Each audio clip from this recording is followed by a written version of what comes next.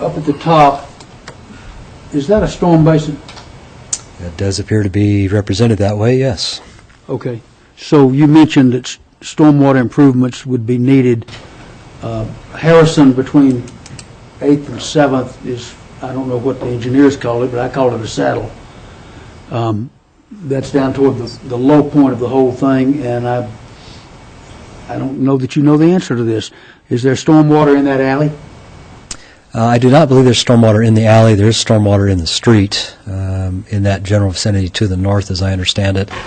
Obviously, the final design of that will have to be sorted out yet. There is a general grading to the north, I believe, in that area, as I recall. Yeah, pretty good.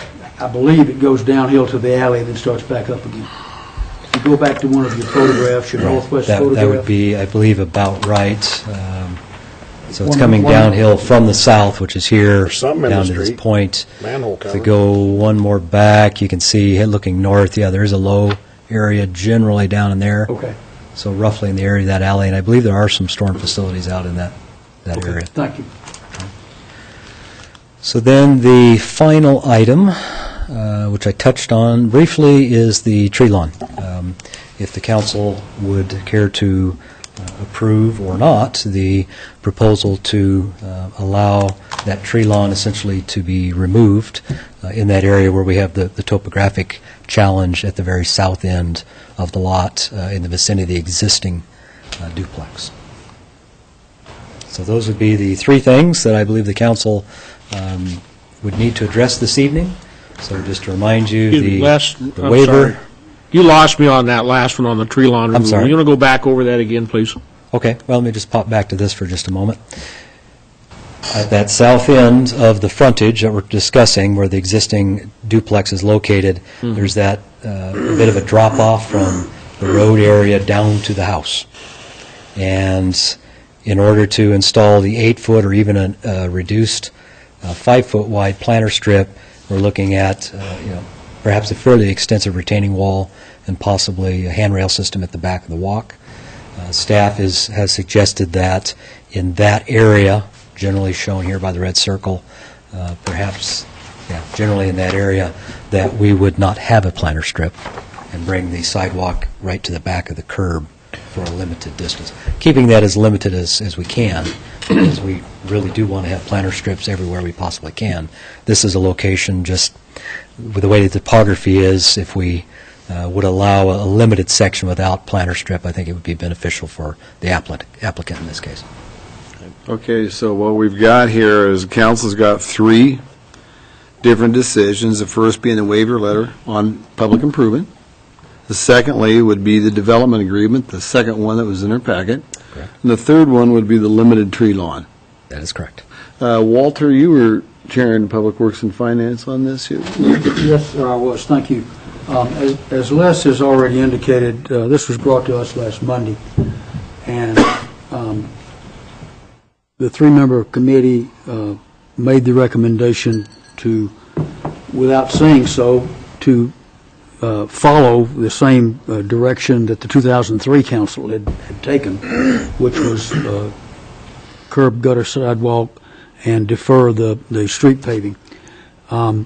I'll let the other members of the committee speak from their perspective, if you don't mind. But what I would say would be that I have a problem with cities waiving requirements for two reasons. One, in some cases, and I'm sure we do a much better job, but in some cases I've seen cities that once they end up in a situation of needing to have those improvements made, can't either find copies of the agreements, can't remember what everybody said they would do and when, and the new property owners say, well, you can't put it on me because I didn't own this back when y'all did whatever you can't remember you did.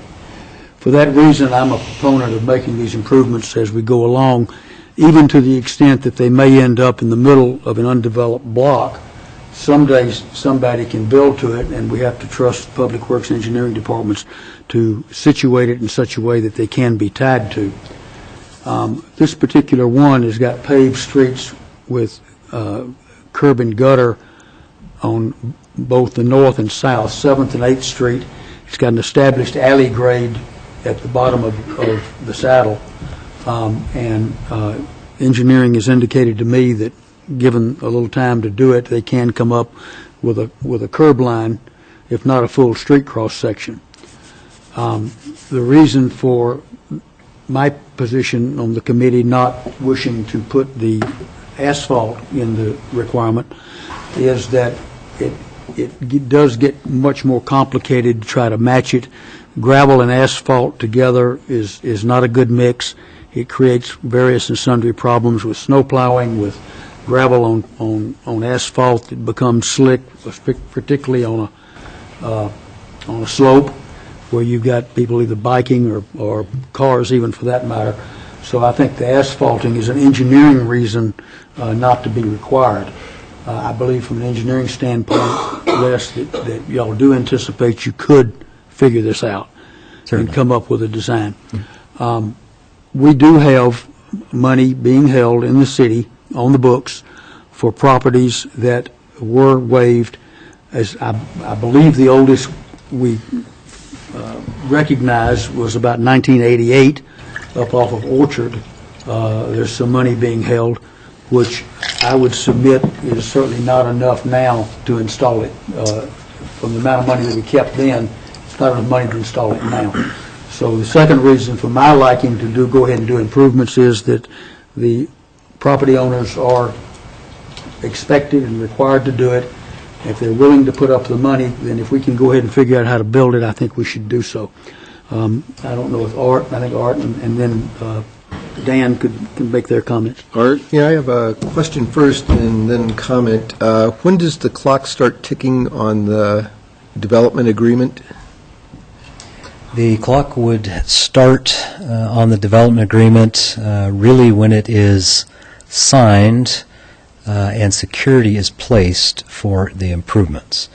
We have development agreements that are signed early, for instance, in a final plat on a subdivision, but the security is not actually placed until the first building permit is pulled. In this case, the applicant is certainly anxious to proceed, so we would anticipate that that building permit would be pulled fairly shortly. My question relates to how soon can engineering put together a plan with which the applicant can work, and shouldn't the clock start ticking when the city fulfills its part of that agreement first to give them a full 12 months to do their work? So is there a way to coordinate that a little bit better? It is actually somewhat coordinated already in that, considering it's now November, we're not going to be seeing road construction occurring yet this year or this winter. So we have a period of months, probably 5 to 6 months ahead of us before really there's any potential to build a road section out here. So that does give time for the engineering staff to establish that and work with the applicant's engineer to actually get the construction plans developed, reviewed, and approved prior to construction in anticipation of next summer. And the other comment I had was to do with the elimination of the tree lawn on the south section there, and relative just to public safety, among other issues, is it's one of those topographic reasons of existing use that makes sense to say, okay, we can do without the tree line up at the front to avoid issues of retaining wall, guardrails, all manner of other things. It just makes more sense just to push the sidewalk out for the minimal amount of distance that can be had in order to accomplish that and make for a better project, enhance the public safety. And otherwise, I agree with everything that Walter said about the lack of reason for having a half-street paving go on it. That's another one that makes very little sense at the moment. But with that and what staff has proposed, I like what Walter said and would go with that. Yeah. Yeah, basically, we're all barking up the same tree that we did last Monday. You know, I'm okay with waiving the, not necessarily waiving, but deferring the paved road requirement because, as has been the reasons that have been mentioned, and you know, the challenge of the terrain out there does, you know, I don't want to have that added expense that they would have to have that retaining wall and guardrail there. And we've seen that in a few places where even we've had to have guardrail even though the sidewalk was right up next to the street just because of the topography. So, yeah, that southern portion being without the planter strip would be good.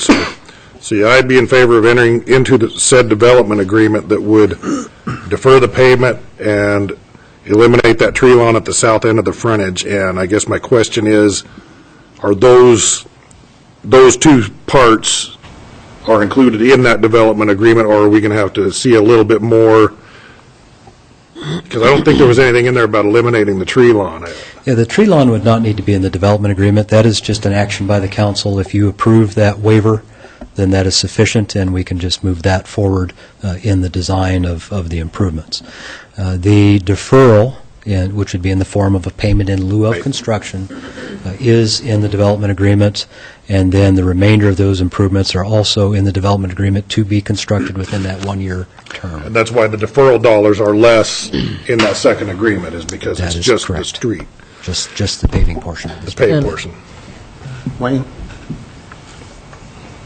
On the deferral of the street improvement itself, and the monies including engineering and administrative costs of about $16,000, my question would be that if, who knows when or if an LID would ever be pushed through in that neighborhood to completely redo the streets, but just supposing that at some time down the road an LID does pass, and it's determined that the actual cost for that property would have been, let's just take a number of $20,000, is there a mechanism to where the property owner would pay the difference in an LID?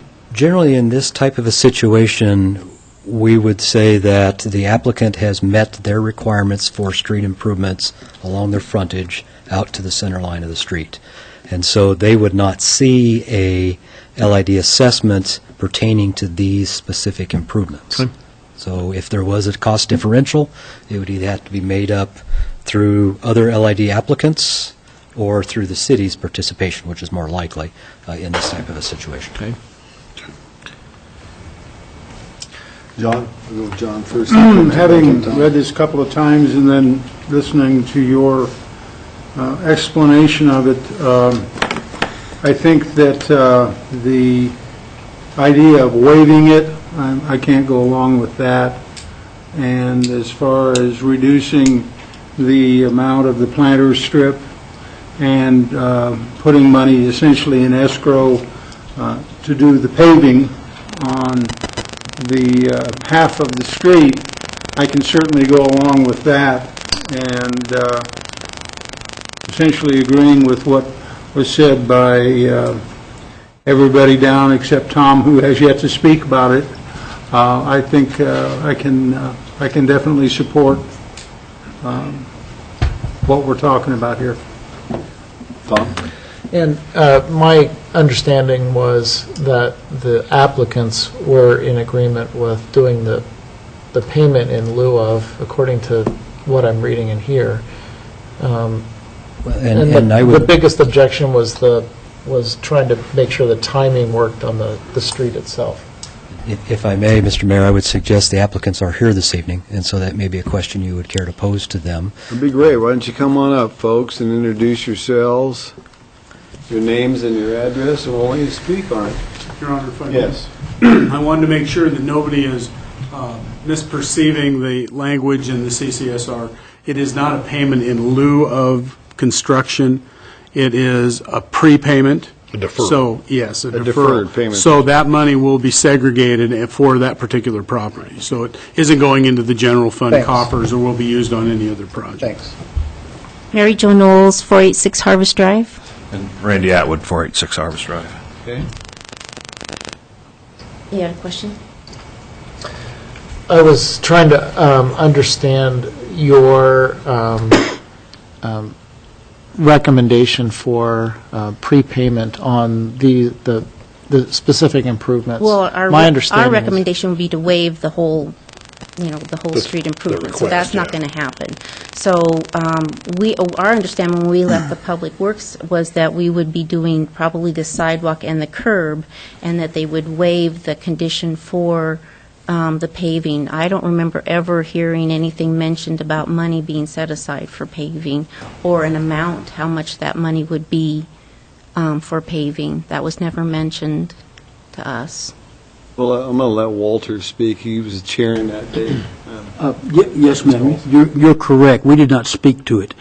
The city's requirement, and Les can comment if he wishes, the city's requirement regarding this particular piece of property is curb gutter sidewalk and 1/2 street in asphalt. Should the city agree to allow the applicant to put funds up toward that to be built in the future, in my opinion, which would be done when you cannot physically figure out what you're going to... Right about this north property line. For us, Mike? I've been there since the last meeting. Good evening and welcome to the October 1st special meeting of the Board of Adjustments to approve meeting minutes and relevant criteria from the meeting on September 23rd. And with that, we will discuss the meeting minutes. Anybody have scriveners or additions? No, I was satisfied with them the way they were presented to us, and I move that we accept them as such. Second. We have a motion, we have a second. All in favor? Aye. Aye. That's 3 ayes. That is a unanimous decision. Now, with regards to the relevant criteria. Art? One thing on that particular issue is that the original requirement for the deferred payments for all of the infrastructure was going to be something like $29,000-ish. Yeah. Currently, according to the development agreement, that would drop to 15,900. 16,000, something like that. So that would account for $16,000 or so for the sidewalk and curb, and then the rest would be the deferred payment for the asphalt that would then be included, so it would still equal the $29,000 that was originally proposed. We've never seen any of those numbers, so we don't know. No, we have the numbers.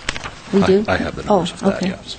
So that's where the difference, so it Yeah. winds up being even, it's just some's constructed, some's deferred, and the total amount remains the same. Right, Les? He's nodding his head affirmatively. Okay.